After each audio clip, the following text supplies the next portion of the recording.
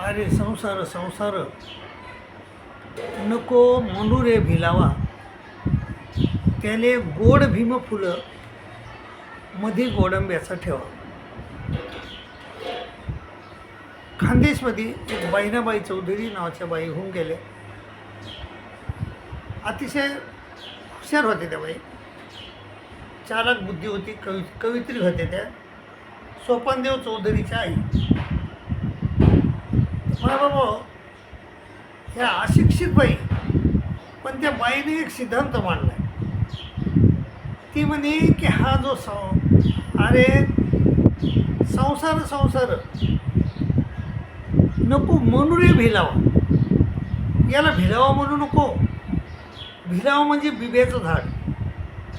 बिब्याचं झाड हे अंगाला उतत असते, ते म्हणजे तेलकट असते. जर कधी न गेलेला माणूस त्या झाडाखाली गेला आणि त्यानं ते बिबे तोडण्याचा प्रयत्न केला, त्याला गोटा असतो आणि त्या गोट्यामध्ये तेल असते. तर ते तेल माणसाला उतत आहे, म्हणजे ॲलर्जी असल्यावर उतत आहे माणसाला ते. तर तसा हा संसार आहे. संसारामध्ये सुखदुःख चालूच राहतात. पण त्या म्हणतात की नको म्हणू रे भिलावा, याले गोड भीम फुलं. याला एक फूल येतं आहे झाडाला. तो झाड जरी उतत असलं अंगाला तरी त्या झाडाला एक गोड भीम फूल येतं आहे, लाल फूल येतं आहे, अतिशय गोड लागत ते. आणि मधी गोडंब्याचा ठेवा. त्याला जो गोटा असतो त्या गोट्यामध्ये गोडंब्याचा ठेवा असतो आणि ते गोडंब्या अतिशय खायला आरोग्याला चांगले असतात. आणि गोकुळ अष्टमीला त्या जरूर त्याची आपल्याला आठवण होते त्या गोडंबीची. तर हो, अशाप्रमाणे त्या म्हणतात की हा जो संसार आहे, हा जो झाड आहे बिब्याचं, त्या बिब्याच्या झाडाला म्हणून बिब्याचं झाड जरी अंगाला उतत असलं जरी, पण त्या बिब्याच्या झाडामध्ये काय आहे, बिब्याच्या झाडाला एक फूल येतं आहे आणि त्या फूल येतं आहे आणि गोटा येतो. आणि त्या गोट्यामध्ये ते फूल तर खायला कामी येतंच, पण तो गोटा जे आहे ना, तो गोट्यामध्ये एक गोडंबी असते आणि ती गोडंबी आपल्या आरोग्याला चांगली असते खायला. तर तसं संसार आहे भिलव्याच्या झाडासारखा आहे. अंगाला म्हणजे त्या संसारामध्ये सुखदुःख चालूच राहतं, म्हणजे दुःख चालूच राहतात. पण ह्या संसारामध्ये आल्याशिवाय आपल्याला परमेश्वर प्राप्ती नाही.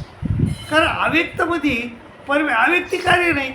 अव्यक्ती कार्य नाही म्हणजे परमेश्वर तिथं काही कार्य करत नाही. आणि जीवाला बी शरीर नाही, परमेश्वराला बी शरीर नाही.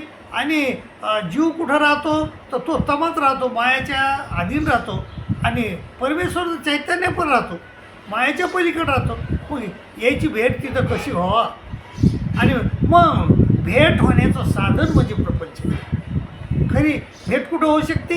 प्रपंचातच होऊ शकते. म्हणून हा आणि इथंच परमेश्वर प्राप्ती होऊ शकते. अव्यक्ती परमेश्वर प्राप्ती होऊ शकत नाही जीवाला. आणि त्यामुळं इथंच तो परमेश्वराची त्याला संगत भेटू शकते, सन्निधान भेटू शकतं.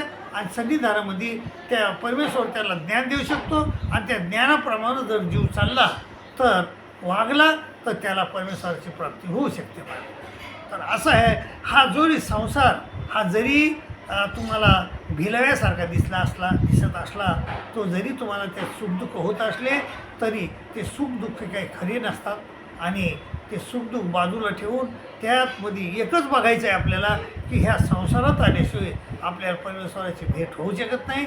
आणि परमेश्वराची भेट होऊ झाल्याशिवाय आपल्याला ह्या संसाराच्या बंधनातून, ह्या लक्ष्यचौरीच्या यवनेतून, ह्या सुखदुःखातून मुक्ती होऊ शकत नाही. काय बाबा, त्यामुळं संसार हा आपल्यासाठी कामाचा आहे. आणि वास्तविक आपण कुठं होतो? आपण तर मायेच्या अव्यक्ततेने भूताने व्यक्तमध्ये अव्यक्त स्थितीत होतो. मग मायेनं, परमेश्वराच्या प्रवृत्तीनं, मायानं तिथून आपल्याला काढलं आणि प्रपंचात आणलं. आणि हा प्रपंच रचला कोणासाठी? प्रपंच हा जीवासाठी रचला.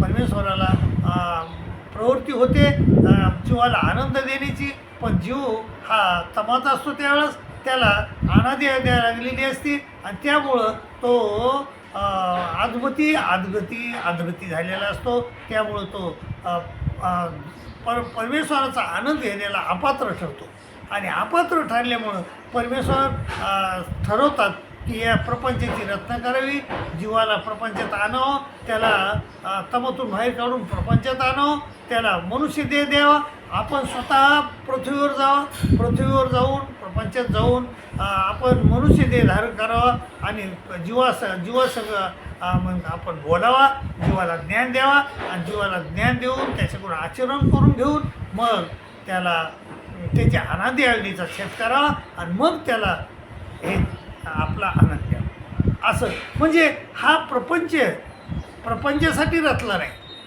प्रपंचाला प्रपंचाची गरज नाही. देवतेला प्रपंचाची गरज नाही. देवता तर आपापल्या स्वरूपी पंचप्रकारे नियुक्त असतात. देवता स्वरूपी ज्ञाप्त आनंद रूपे ते आपापल्या आनंदातच मग्न असतात. परमेश्वर तर चैतन्यपर असतो आणि तो आपल्याच आनंदात असतो. परमेश्वराला बी प्रपंचाची गरज नाही.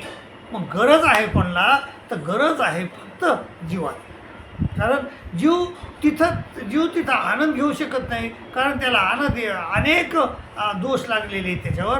तो त्रिगुणात्मक आहे, अनादी अयोध्या आहे आणि ती अनादी अयोध्या सगळं त्याचं अनादी अयोध्या काढून त्रिगुण काढून जोपर्यंत शुद्ध होत नाही तोपर्यंत परमेश्वराचा आनंद घ्यायला पात्र होत नाही. आणि जोपर्यंत त्यामुळं त्याला प्रपंचात आणण्यात आलं आणि प्रपंचात आणून त्याला परमेश्वर येतात बी, त्याला परमेश्वर ज्ञान बी देतात आणि त्याला उद्धारण्याचा मार्ग सांगतात. परंतु जीव हा असा अद्वैती आहे की तो इथं आल्यानंतर त्याच्यापुढं दोन सुख उभे राहतात. एक प्रपंचाचं सुख आणि एक परमार्थाचं सुख. पण तो परमार्थाकडे वळतच नाही, प्रपंचाचं सुख घेत बसतो आणि त्याचं जीवन हे प्रपंचातच जातं आहे. आणि शेवटी हा जो द्यायलेला चान्स आहे, ही संधी आहे. मनुष्य देह जीवाला परमेश्वरानं दिलेली ती एक संधी आहे आणि ती संधी तो बघून टाकतो आणि मग मायबाप लक्ष चावण्याशी जातो, म्हणजे नरकाला जातो. असं माणसाची गती आहे मायबाप. त्यामुळं इथं प्रपंचात आल्यानंतर माणसानं गुरुला शरण गेलं पाहिजे आणि गुरुला शरण जाऊन गुरुजवळ खरं ज्ञान असतं आहे आणि त्या गुरुकडून ज्ञान घेऊन आपलं किंवा गीतासारखे ग्रंथ वाचून आपण आपलं भलं करून घेतलं पाहिजे.